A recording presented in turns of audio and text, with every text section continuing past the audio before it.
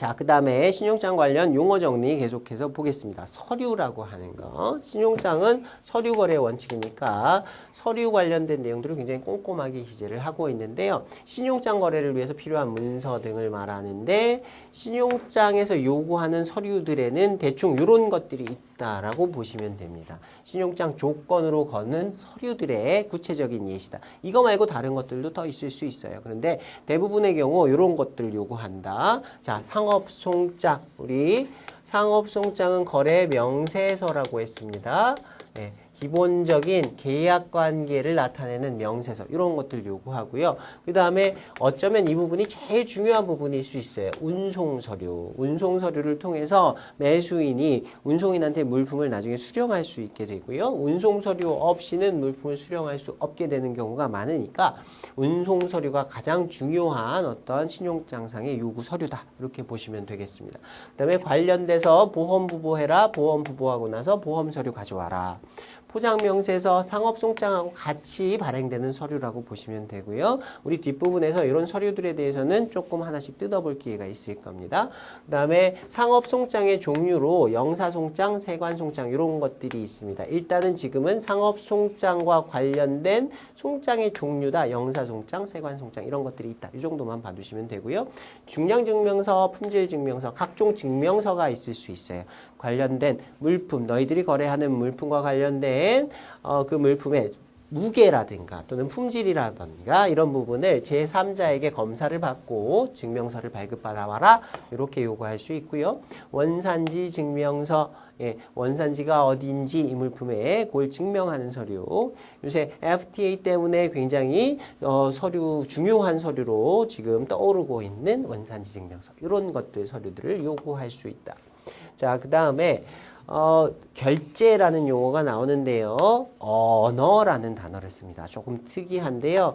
언어 하면 명예 뭐 이런 뜻이 있죠. 그 다음에 약속을 지키다, 뭐 명예를 지키다 이런 뜻으로도 씁니다. 결제, 신용장에서는 대금 지급을 페이먼트라고 얘기하기도 하지만 주로 언어라는 단어를 사용해서 결제의 뜻을 쓰고 있어요.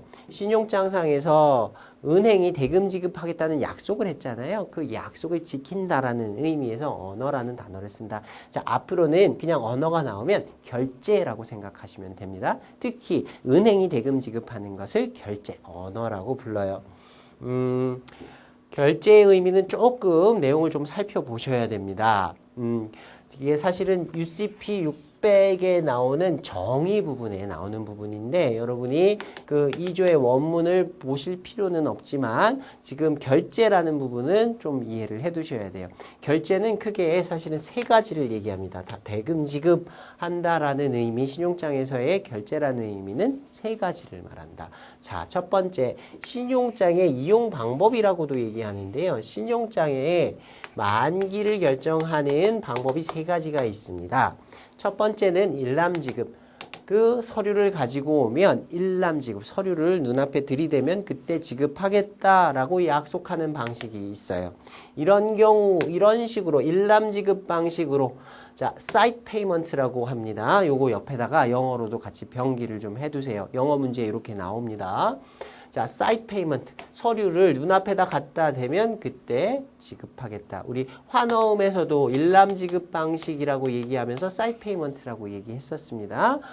일람 출급으로 지급하는 경우 그렇게 돈 주는 것도 결제라고 불러요. 그 다음에 연지급, deferred payment라고 되어 있는데요. 연지급을 확약하고 만기에 지급하는 방식. 요거는 서류를 가지고 와요. 그래서 서류를 심사합니다.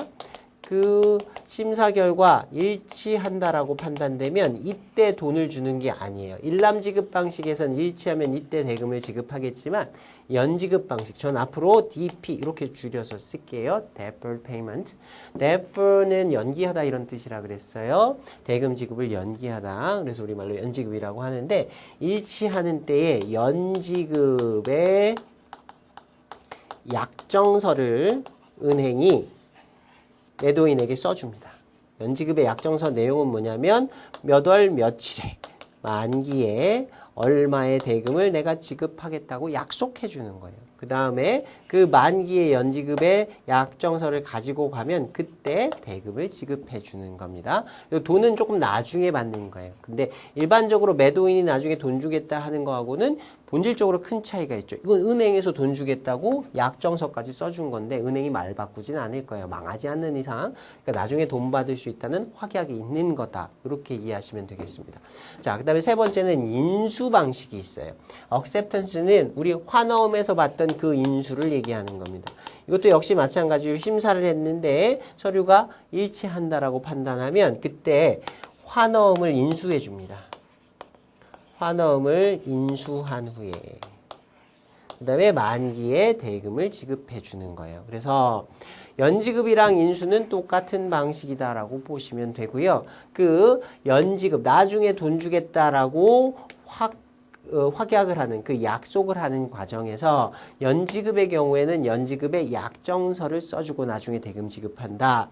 인수 방식에서는 환어음을 인수하고 만기에 지급하기로 하는 그 환어음을 사용한다. 그 두 가지만 다르다. 이렇게 봐두시면 되겠어요. 그래서 일람출급 방식의 경우에는 대금을 바로 지급받을 수 있는 방식이고요. 연지급과 인수 방식에서는 후지급 방식이다. 이렇게 보시면 되겠습니다. 자, 일람출급 방식은 서류하고 서류하고 대금하고 맞바꾸는 방식이라고 볼 수 있죠. 그래서 요건 동시지급 방식 이렇게 이해하시면 돼요. 아무튼 요 세 가지가 신용장 통일규칙 UCP에서 얘기하고 있는 결제의 의미다. 결제란 일람지급, 연지급, 인수를 말한다. 세 가지 의미 좀 봐두시면 되겠습니다. 그래서 밑에 결제란하고 다시 한번 짧게 써놓은 부분이 있어요. 읽어보시면 되겠어요. 일람지급, 연지급 확약 후에 만기에 지급하는 것, 인수하고 나서 만기에 지급하는 것, 세 가지의 의미, 이게 결제다. 잘 기억해 두셔야 됩니다. 앞으로는 그냥 신용장에서 결제라고 얘기하면 요 세 가지 중에 하나를 말한다. 이렇게 이해하시면 됩니다. 자, 그 다음에 지급, 인수, 매입 이렇게 돼 있는데요. 이것도 우리 앞에서 봤던 내용들 그대로 여기다 응용하시면 됩니다. 지급이라고 하는 건 일치하는 제시가 있는 때에 신용장 대금을 지급하는 것을 말하고 인수라고 여기서 지급이라고 하는 건 페이먼트를 얘기하는 거예요. 자, 인수라고 하는 건 환어음의 지급이니 지급에 대한 의사를 표시하는 행위이다. 그래서 드라워 환어음을 발행한 당사자가 드라위 지급인에게 대금 지급할 것을 요청하는 게 환어음이라고 그랬죠. 자, 신용장상에서는 환어음의 발행인이 누가 될까요? 매도인이고 지급인은 누가 될까요? 신용장은 어떤 약속이라고요? 은행이 돈 주겠다는 약속이죠. 환어음을 누구 앞으로 발행하냐면 은행 앞으로 발행합니다. 은행이 지급인이 되게 되는 거예요. 그래서 나중에 페이, 돈 받을 사람, 수취인 요거 정해가지고 은행 앞으로 환어음을 발행하면 된다. 요게 우리 앞에서 봤던 컬렉션, 추심 방식하고 근본적인 차이가 나는 부분이에요. 매도인이 환어음을 발행할 때 추심 방식에서는 누구 앞으로, 드라위가 누가 되나요? 누구한테 돈 달라고 환어음을 발행할까요? 이건 매수인이에요. 매수인 개인 앞으로 환어음을 발행하게 되고요. 신용장 방식에서는 은행이 돈 주겠다고 했으니까 지급인을 은행으로 하게 된다. 그래서 매수인 개인 앞으로 발행하는 추심 방식과 은행 앞으로 환어음을 발행하는 신용장 방식 두 가지의 큰 차이가 있다. 이렇게 보시면 됩니다. 자, 그 다음에 매입이라는 개념이 나와요. 아까 이전에 우리 환어음 얘기하면서 매입 얘기를 조금 했었습니다. 그 다음에 OA 얘기하면서도 매입 얘기를 했었는데요.